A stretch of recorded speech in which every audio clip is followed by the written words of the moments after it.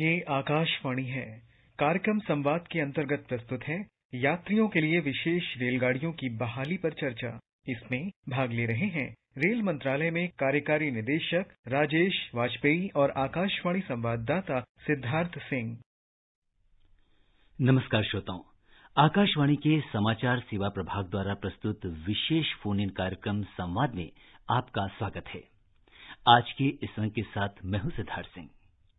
श्रोताओं, कोरोना की इस जंग में पूरा देश एकजुट होकर इस महामारी का मुकाबला कर रहा है और इस दौर में लॉकडाउन और सोशल डिस्टेंसिंग के साथ सरकार ने पूरी कोशिश की है कि आपकी सुरक्षा को ध्यान में रखते हुए धीरे धीरे कुछ छूट दी जाए ताकि रुकी हुई जिंदगी दोबारा पटरी पर आ सके।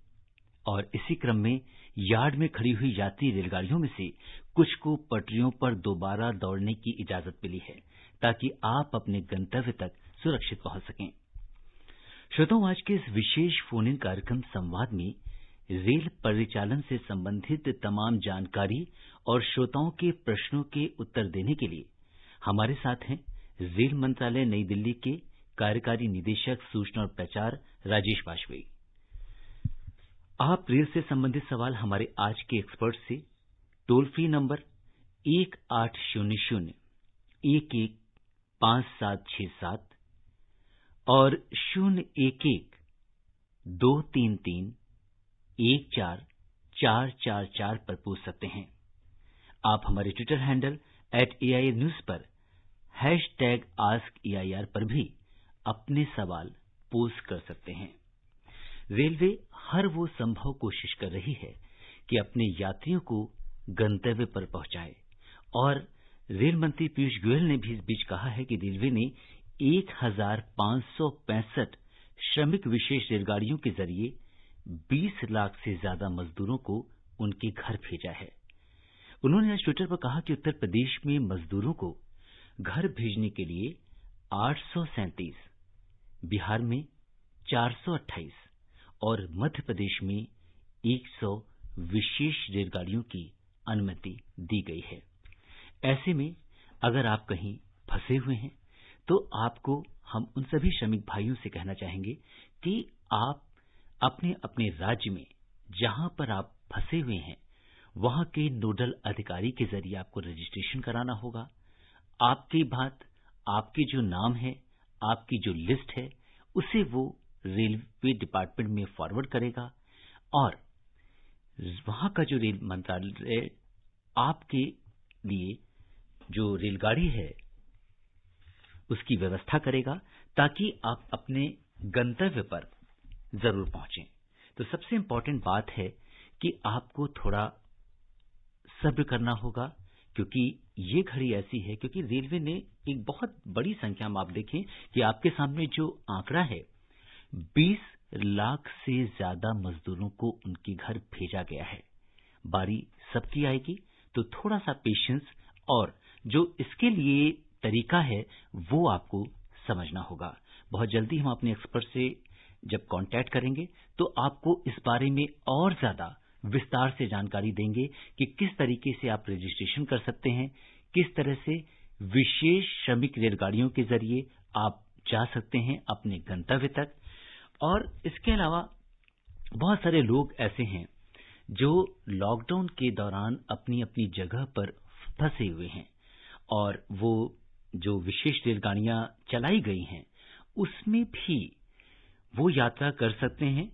और 22 मई से रेल मंत्रालय ने प्रतीक्षा सूची वाले टिकट जारी करने का फैसला किया है और इसकी बुकिंग की जो शुरुआत है वो 15 मई से हो चुकी है।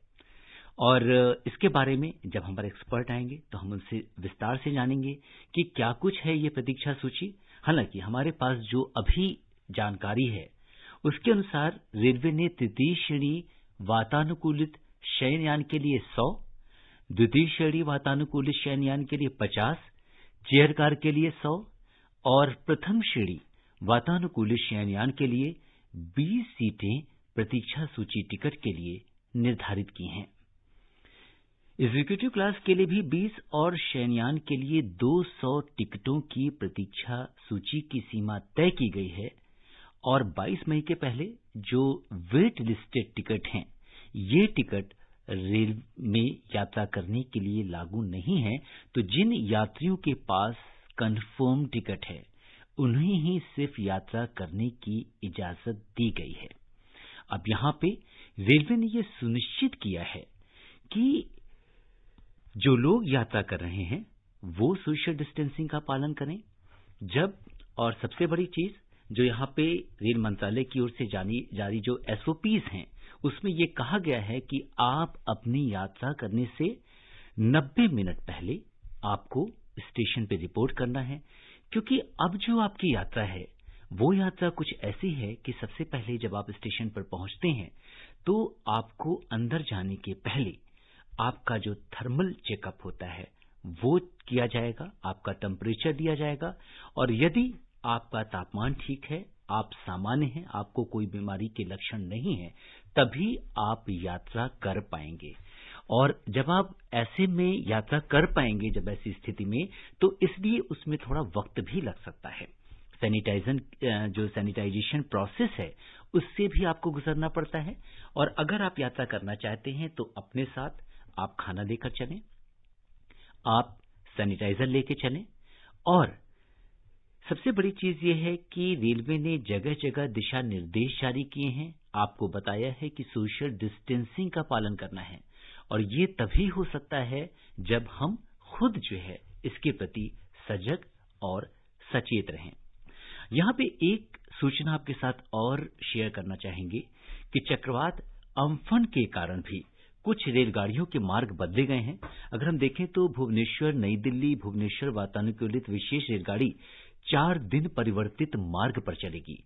रेल मंत्रालय ने कहा है कि भुवनेश्वर से 19 से 22 मई के बीच चलने वाली रेलगाड़ी संख्या 02823 और 02824 तथा नई दिल्ली से चलने वाली रेलगाड़ी 18 से 21 मई के बीच अपने परिवर्तित मार्ग पर चलेंगी। ये रेलगाड़ी भुवनेश्वर अंगुल संबलपुर सिटी, झारसुगड़ा राउरकेला टाटा से, भद्रक बालेश्वर हिजली मार्ग से होकर गुजरेगी। तो ये तो वो रेलगाड़ी हुई जो चक्रवात अम्फन के कारण जिसके मार्ग में परिवर्तन किया या कुछ उसमें बदलाव रहे। रेल मंत्रालय ने कहा है कि ये फैसला यात्रियों और रेलगाड़ियों की सुरक्षा को ध्यान में रखते हुए किया गया है।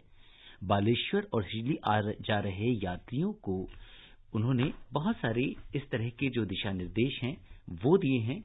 और इसके साथ अगर हम बात करें तो दक्षिण पश्चिम रेलवे जोन की, जहां पे 3 मई से कल तक 1,16,978 फंसे हुए खासकर प्रवासी श्रमिकों को अपने घरों तक पहुंचाने में मदद करने के लिए 85 श्रमिक स्पेशल रेलगाड़ियां चलाई हैं।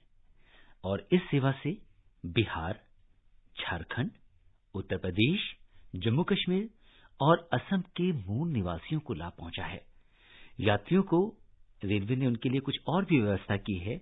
रास्ते में यात्रा के दौरान भोजन के पैकेट, पानी की बोतल, खजूर, बिस्कुट और उन्हें छाछ भी मुहैया कराई गई है, ताकि यात्रियों को अपने गंतव्य तक पहुंचने में कोई असुविधा न हो। रेलवे सुरक्षा बल यात्रियों में समुचित सामाजिक दूरी बनाए रखने, मास्क पहनना और हाथ साफ करते रहना सुनिश्चित कर रहे हैं।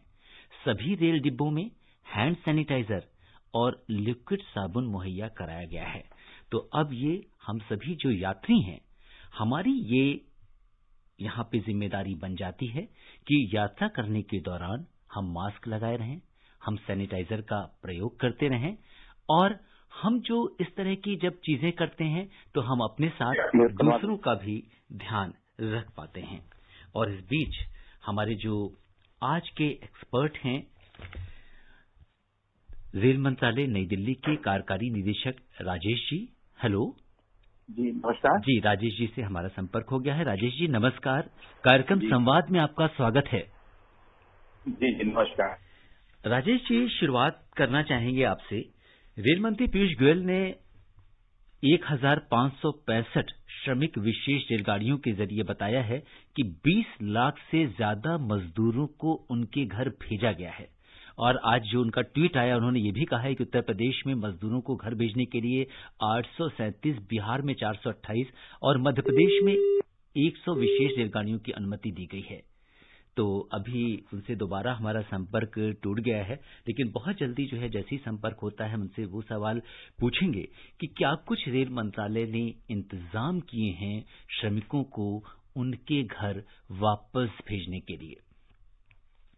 और यहाँ पे आपसे एक और बात साझा करना चाहेंगे। हम बात, केंद्रीय गृह सचिव ने मजदूरों को उनके गृह राज्य में पहुंचाने में सहायता के लिए राज्यों से पूरा सहयोग मांगा है।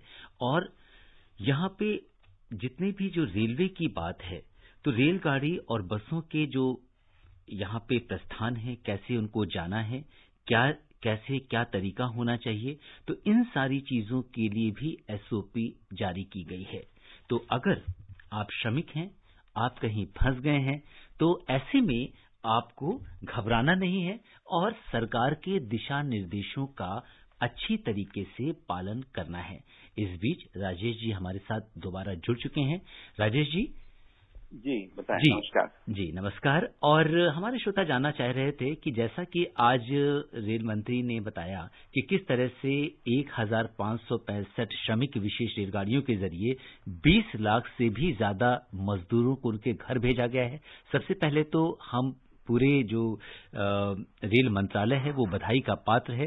कितनी कम अवधि में इतने व्यवस्थित तरीके से सोशल डिस्टेंसिंग का पालन करते हुए और उनको सभी सेवाएं प्रदान करते हुए आपने उन मजदूरों को उनके गंतव्य तक पहुंचाया।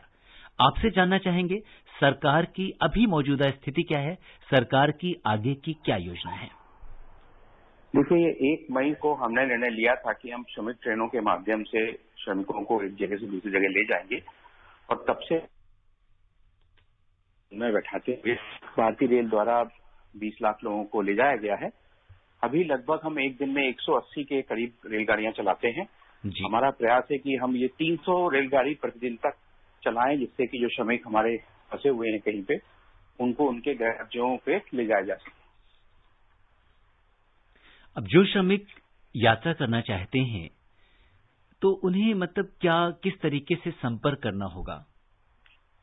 देखिए, ये श्रमिक यात्रा करना चाहते हैं, इनको स्टेट गवर्नमेंट के पास अपना रजिस्ट्रेशन कराना जरूरी है।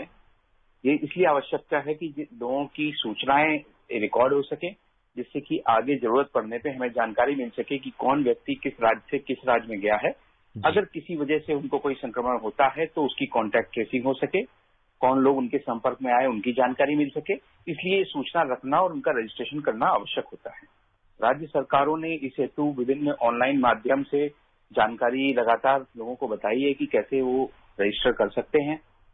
विभिन्न राज्य सरकारों से संपर्क करें, अपने एरिया के जो डिस्ट्रिक्ट कलेक्टर या डिस्ट्रिक्ट मजिस्ट्रेट होते हैं उनसे जानकारी लें, रजिस्टर करें। और प्रत्येक मजदूर को हम आपसे विश्वास दिलाते हैं कि जो प्रयास हम लोग कर रहे हैं, हर मजदूर को हमारा प्रयास है कि उनके जिले तक हम लोग पहुंचा सकें और आने वाले कुछ जिलों में बड़े स्तर पे हम लोग प्रयास करने जा रहे हैं इसके लिए।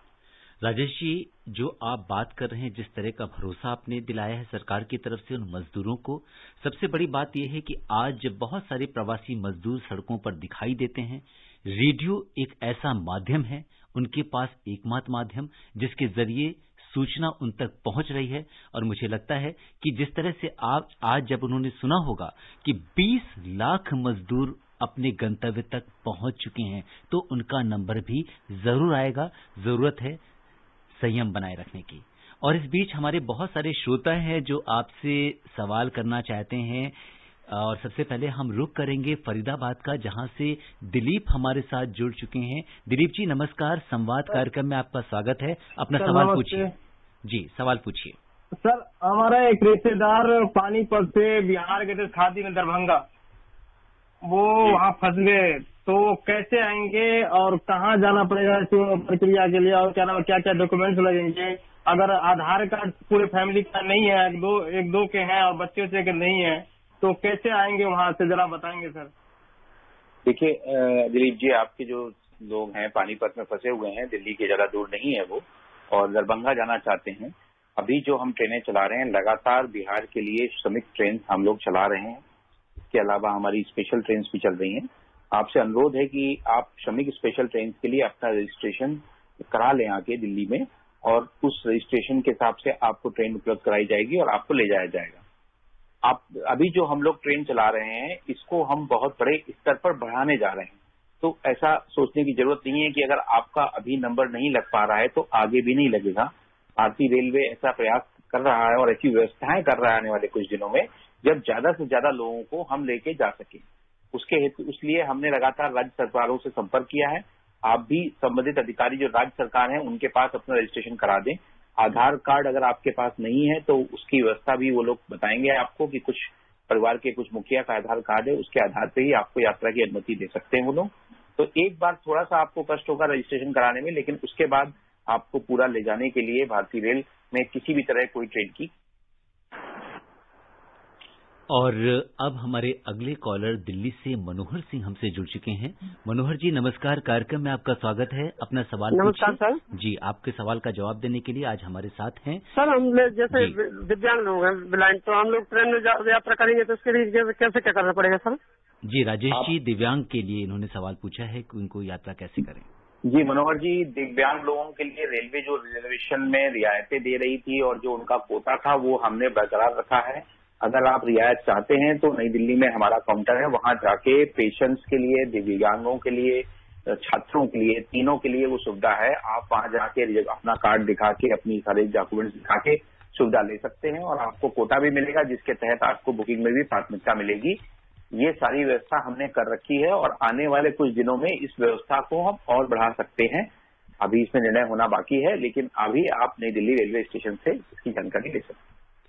और जो श्रोता हमसे अभी जुड़े हैं उन्हें बता दें कि संवाद के इस विशेष फोन इन कार्यक्रम में आज श्रोताओं के सवालों का जवाब दे रहे हैं रेल मंत्रालय नई दिल्ली के कार्यकारी निदेशक राजेश वाजपेयी।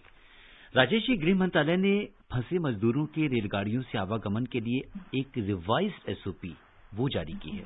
क्या बदलाव किए गए हैं? देखिए, गृह मंत्रालय द्वारा आज एक रिवाइज एसओपी जारी की है और उस आधार पर रेल मंत्रालय भी एक दिशा निर्देश निकालने जा रहा है।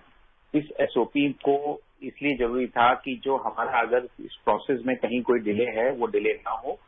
जैसे ही रिक्वायरमेंट हमको मिले उसी हिसाब से हम ट्रेन को तुरंत उपलब्ध कराएं और मजदूरों को तुरंत रवाना करें।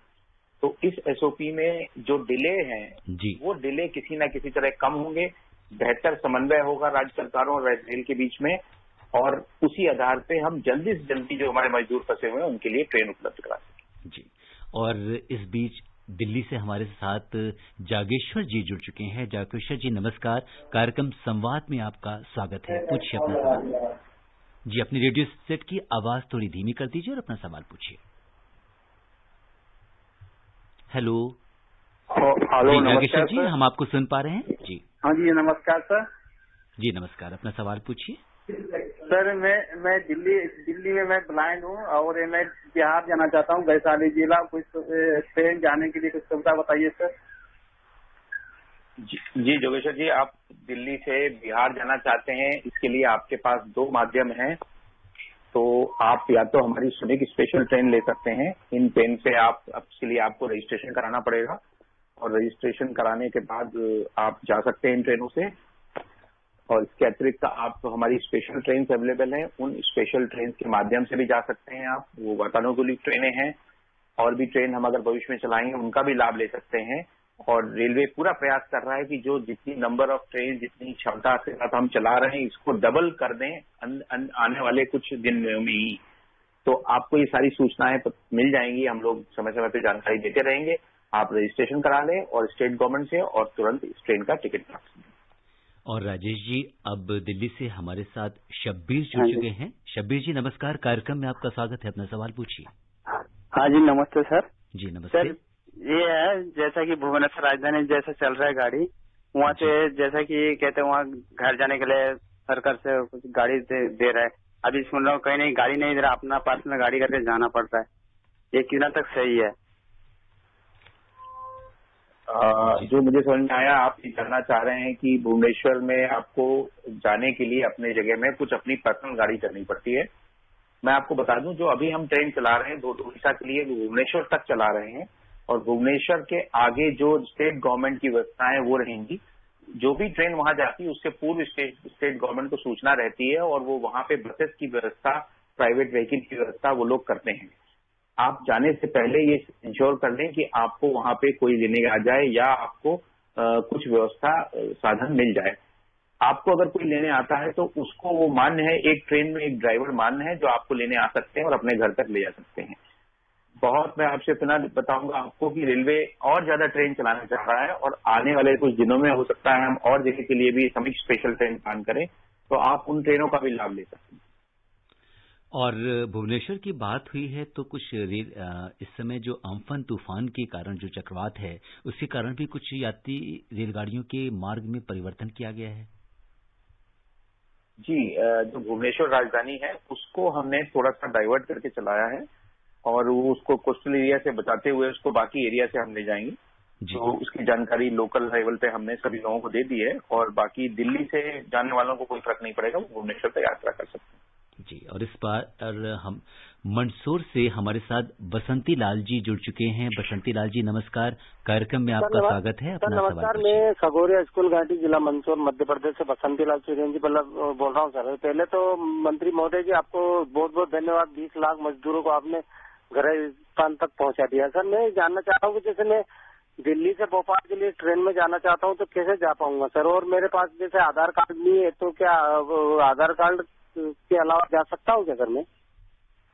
देखिए, दिल्ली से भोपाल जाने के लिए आपको सिर्फ एक आइडेंटिटी प्रूफ चाहिए। आधार कार्ड नहीं है तो कोई और भी आइडेंटिटी प्रूफ आप ले सकते हैं। दिल्ली से भोपाल के लिए कई ट्रेनें हैं, राजधानी टाइप की ट्रेनें हमारी चल रही हैं। आप उसकी बुकिंग प्राप्त कर सकते हैं ऑनलाइन और इसके अतिरिक्त 7 दिन पहले ये बुकिंग उपलब्ध होती है। तो अगर आप कल सुबह बुकिंग करेंगे तो आपको उसके 7 दिन बाद की ट्रेन की टिकट अवेलेबल होंगी। आप किसी भी क्लास में, फर्स्ट क्लास, सेकेंड क्लास और थर्ड, इसी तीनों क्लास में बुकिंग कर सकते हैं। और आईडी, कोई भी एक आईडी प्रूफ जो आपका नॉर्मल होता है, जो 7-8 आईडीज हमने प्रिस्क्राइब की हुई है आईआरसीटीसी की वेबसाइट पे भी है, उनमें से कोई भी आप अगर लेके चलते हैं तो आपको जाने दिया जाएगा। राजेश जी, 22 मई से जो वेट लिस्टेड टिकट हैं, प्रतीक्षा सूची वाले टिकट, वो भी जारी करने का फैसला किया है। इसके बारे में क्या कुछ आप हमारे सुनने वालों को बताएंगे? देखिए, 22 तारीख से हमने ये निर्णय लिया था कि जो ट्रेनें 22 तारीख से चलेंगी उनमें हम वेट लिस्ट टिकट भी इश्यू करेंगे। ऐसा इसलिए जरूरी था कि लास्ट मिनट में बहुत सारे हमारे यात्री अपना कंफर्म टिकट कैंसिल करते थे। जैसे किसी को अगर बुखार आ गया आखिरी मोमेंट पे और उसने सोचा कि अब मेरा जाना ठीक नहीं है, तो टिकट कैंसिल करने से वो बर्थ खाली चली जाती थी और बाकी लोग जो जाना चाहते थे वो नहीं जा पाते थे। इसलिए रेलवे ने डिसाइड किया है कि कुछ लिमिटेड वेट लिस्ट टिकट्स भी हम इशू कर रहे हैं, जिससे कि अगर कोई यात्री आखिरी समय में कैंसिल करता है तो उसका लाभ दूसरे जाने वाले यात्री को होता है। परंतु इसमें ये बताना जरूरी होगा कि अगर किसी वजह से आपको बुखार है और आप पाए जाते हैं कि आपको सिम्टम है कोई, जिसकी वजह से आपको यात्रा कैंसिल करनी पड़ रही है, तो आपको फुल रिफंड रेलवे द्वारा दिया जाएगा। और आपके परिवार के सदस्य आपके साथ जा रहे हैं और उनको सिम्टम नहीं है तो वो जा सकते हैं और आपको नहीं जाने दिया जाएगा, लेकिन रेलवे द्वारा पूरा रिफंड दिया जाएगा। जी, और इस बीच दिल्ली से हमारे साथ जयप्रकाश जी जुड़ चुके हैं। जयप्रकाश जी नमस्कार, कार्यक्रम में आपका स्वागत है। अपना सवाल पूछिए। सर हमें छपरा जाना है। हम लोग 4 जने, एक लड़का भी विकलांग है और हम लोग आधार कार्ड 2 आदमी का है। यहाँ का डीसी का भी नंबर मालूम नहीं है। हम लोग 2-3 महीना यहाँ हुए आए हुए, तो हमें जानकारी नहीं है यहाँ कहाँ रजिस्ट्रेशन करवाना है, ये हमें बताइए सर। देखिए, आपके जो डिस्ट्रिक्ट मजिस्ट्रेट होते हैं उनके ऑफिस या जो एसडीएम ऑफिस हैं उनसे संपर्क करें और राज्य सरकार वहीं से रजिस्ट्रेशन करती है। इसके अतिरिक्त ऑनलाइन भी कई जगह सूचित किया गया है, कई राज्यों ने, कि ऑनलाइन भी आप रजिस्ट्रेशन करा सकते हैं। थोड़ा आपको कष्ट होगा ये जानकारी एकत्रित करने में, लेकिन मेरा सुझाव यही रहेगा कि आप उन जिला के लोगों के पास जाइए और वहां पे अपना रजिस्ट्रेशन करा लीजिए। क्योंकि लगातार ट्रेन चल रही है, बिहार के लिए बहुत बड़ी मात्रा में ट्रेन हम चला रहे हैं, तो आपको बहुत जल्दी ही वो ट्रेन मिल जाएगी और आप अपने घर जा पाएंगे। और इस बीच मिथिलेश जुड़ चुके हैं हमारे साथ दिल्ली से। मिथिलेश जी नमस्कार, कार्यक्रम में आपका स्वागत है। अपना सवाल पूछिए। जी मिथिलेश जी।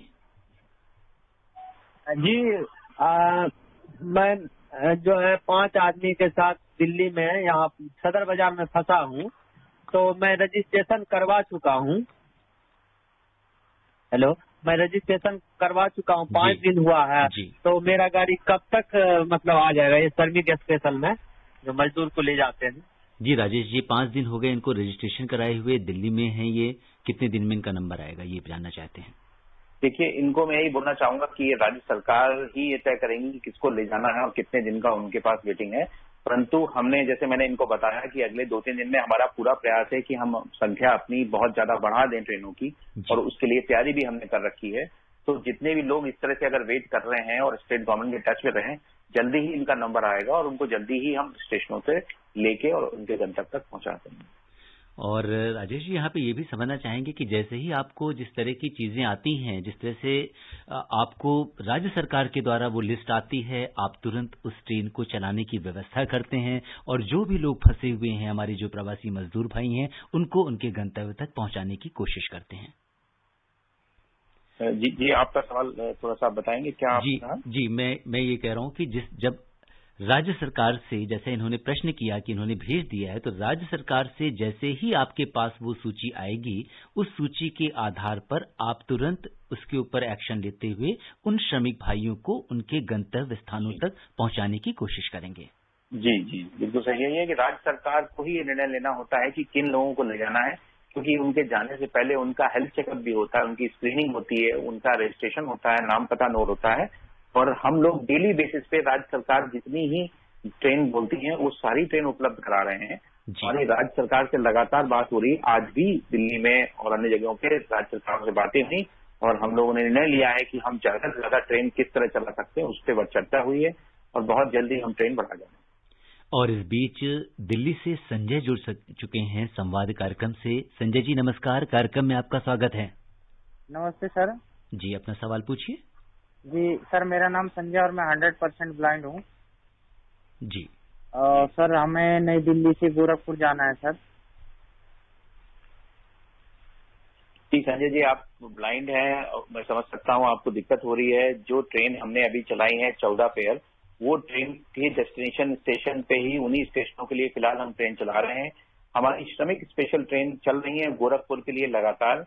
आप उन ट्रेनों के लिए अपना रजिस्ट्रेशन कराएं स्टेट गवर्नमेंट में, और उसमें बहुत नॉमिनल चार्ज है, सेकंड क्लास स्लीपर का चार्ज लगता है। ये कई राज्य सरकारें उस चार्ज को खुद दे रही हैं, तो उसमें आपको पैसा भी नहीं लगेगा।